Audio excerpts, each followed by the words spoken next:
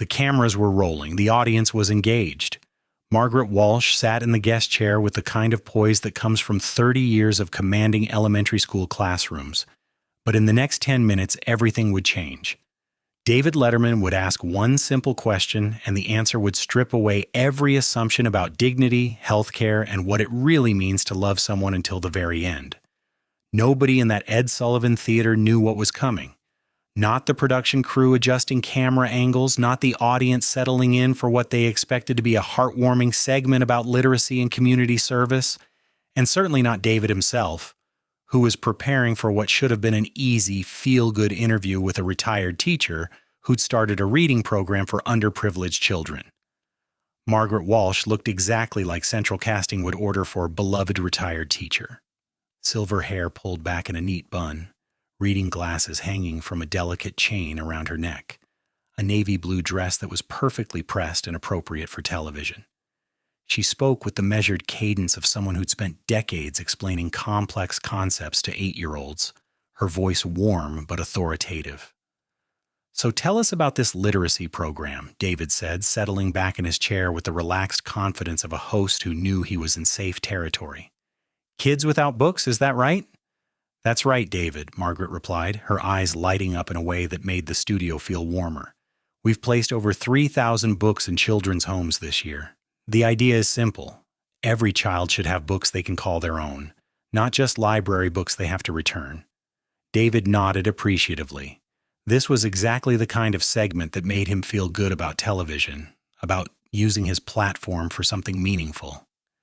"And you started this yourself, just decided one day to tackle illiteracy in New York?" "Well," Margaret laughed, "and there was something musical about it. When you've taught third grade for 30 years, you develop some strong opinions about reading. I saw too many bright children who simply didn't have books at home. Their parents worked multiple jobs, couldn't afford them, didn't know where to start, so I thought, why not fix that?" The interview was going perfectly. Margaret was articulate, passionate, and engaging. The audience was with her completely. David found himself genuinely enjoying the conversation, which wasn't always the case with advocacy segments. But then he noticed something. Margaret kept glancing at her watch. Not obviously, not rudely, but with the kind of subtle anxiety that someone develops when they're always conscious of time in a way that others aren't. When she thought David was looking down at his notes, she'd check the time. When the audience was applauding her answers, her eyes would dart to her wrist. "You seem like you might have somewhere to be," David said with a gentle smile. "I hope we're not keeping you from something important." The question was innocent enough, the kind of polite inquiry that usually elicited responses about babysitting grandchildren or catching flights home. But Margaret's face changed. The confident educator's expression flickered, replaced for just a moment by something that looked like panic. "I just need to move my car before 10 p.m., she said quietly, her voice losing some of its classroom authority. "The parking restrictions change."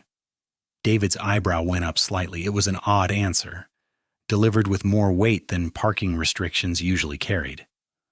"Parking in Manhattan," he said, trying to lighten the moment. "The eternal struggle?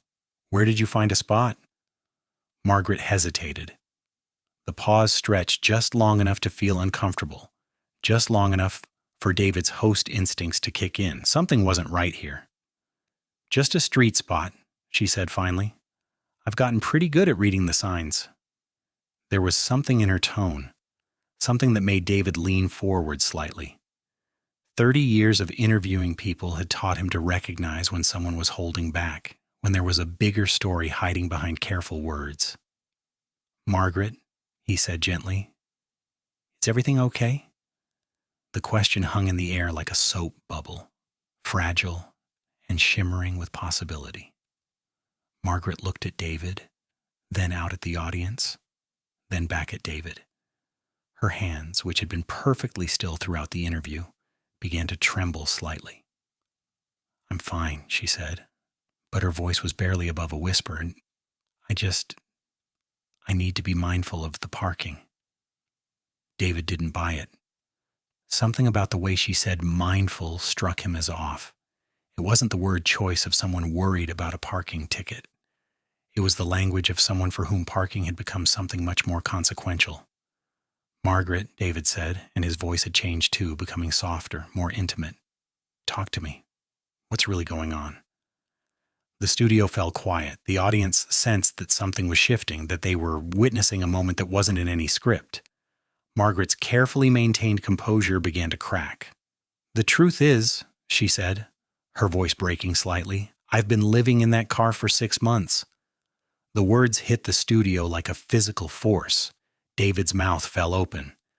The audience gasped audibly.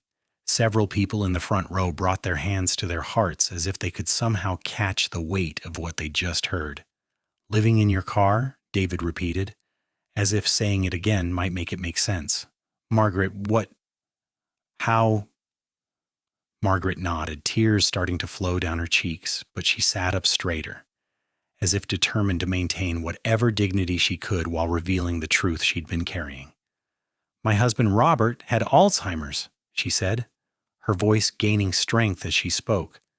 "Early onset. He was diagnosed when he was 62, just 3 years after I retired. The doctor said he might have 6 good years left if we were lucky." David felt his heart start to race. This wasn't going to be a story about parking or housing costs. This was going to be something much bigger, much more devastating. "The care facility cost $8,000 a month," Margaret continued, her teacher's voice taking over, presenting facts with the clarity she'd once used to explain math problems. "Medicare covered $3,000. Our insurance covered another $1,000. That left $4,000 every month that we had to find somewhere." David's mind was reeling. He was doing the math, and the numbers were staggering. $4,000 a month for how long? But Margaret wasn't finished. "For the first year, we used our savings. We'd put away money for retirement, thought we were being responsible. That lasted 8 months. Then I took out a second mortgage on the house. That gave us another 18 months.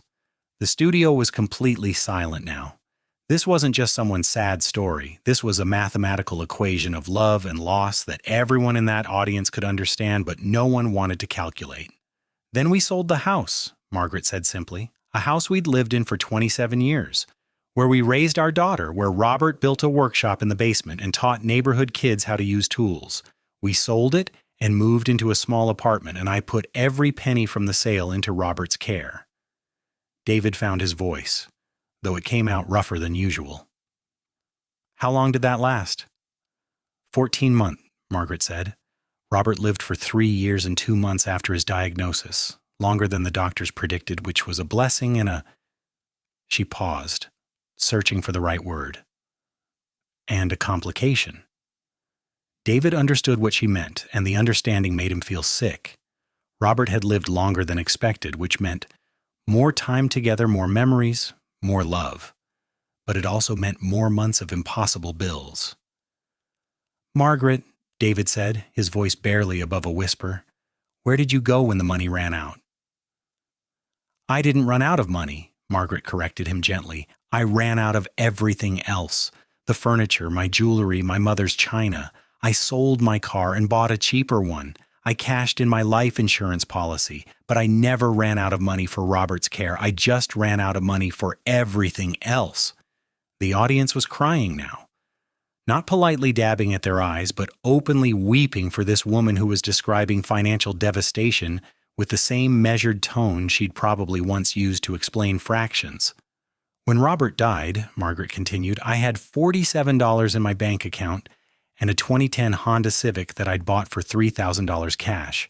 I also had about $60,000 in medical debt that the facility expected me to pay." David felt like he was going to be sick.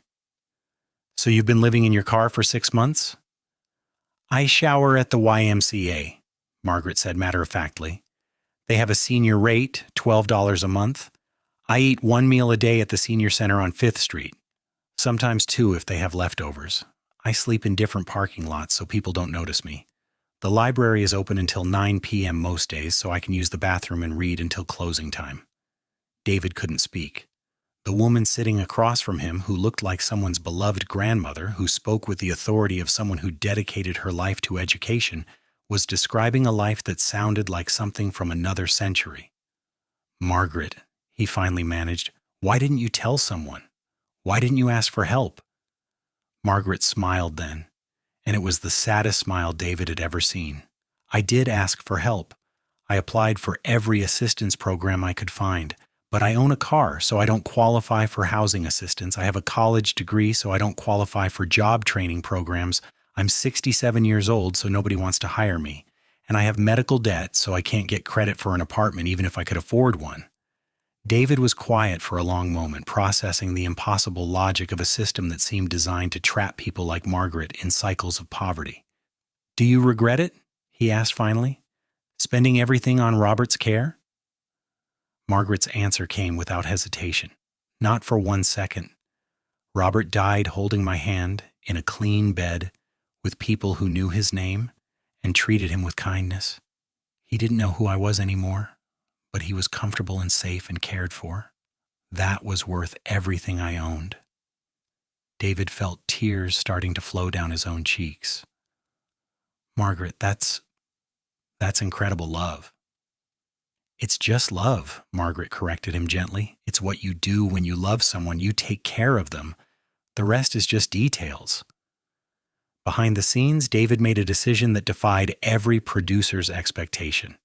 He stood up from his desk and walked over to Margaret's chair. Without asking permission, without checking with anyone, he knelt down beside her. "Margaret," he said, "I want you to know something. What you did for Robert, what you sacrificed, what you're going through now, that's not a failure of your planning or your character. That's a failure of our system. And I don't know how to fix the system, but I know how to help one person." He reached into his jacket pocket and pulled out his business card. But instead of just handing it to her, he wrote something on the back. "This is my personal number," he said. "Not my manager, not my assistant, mine. And I want you to call me tomorrow morning. We're going to figure this out together." The audience erupted in applause, but David wasn't done. He turned to face the camera directly. "Ladies and gentlemen, Margaret Walsh spent her life teaching children to read. She spent her retirement caring for her husband. She spent her savings, her house, and her future making sure the man she loved died with dignity. And our healthcare system left her homeless for it." He paused, looking directly into the camera. "If you're watching this at home and you think this can't happen to you, you're wrong. Margaret had insurance, she had savings, she had a pension, and she still lost everything because someone she loved got sick." David looked back at Margaret, who was clutching his business card like it was a lifeline. "This isn't about politics," he said. He said, "This isn't about taking sides. This is about what kind of country we want to be. Do we want to be a place where loving someone can cost you everything? Where teaching children and caring for your spouse can leave you sleeping in a car?" The studio was completely silent except for the quiet sounds of people crying. "Margaret," David said, "you're not going to sleep in that car tonight or any night. We're going to make sure of that." He turned back to the camera. "And to everyone watching, I want you to remember Margaret's story, because somewhere in your town, there's probably someone just like her, someone who made all the right choices and still ended up with nothing because they loved someone enough to take care of them." Margaret was crying openly now, but they were different tears than the ones she'd shed while telling her story. These were tears of relief, of hope, of the overwhelming feeling that comes when someone sees your pain and refuses to look away. "Thank you," she whispered to David. "Thank you for listening."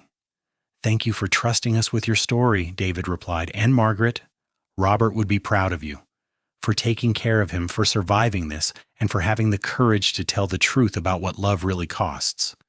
As the show ended and the credits rolled, Margaret sat in the guest chair, still holding David's business card. The audience remained standing, not because they were prompted to, but because they couldn't sit down. They had just witnessed something that transcended entertainment, a moment when one person's truth illuminated a system's cruelty and another person's kindness offered a path forward. Margaret Walsh had come to the Late Show to talk about literacy. Instead, she had taught everyone watching a different kind of lesson about love, about sacrifice, and about the hidden cost of caring for someone until the very end.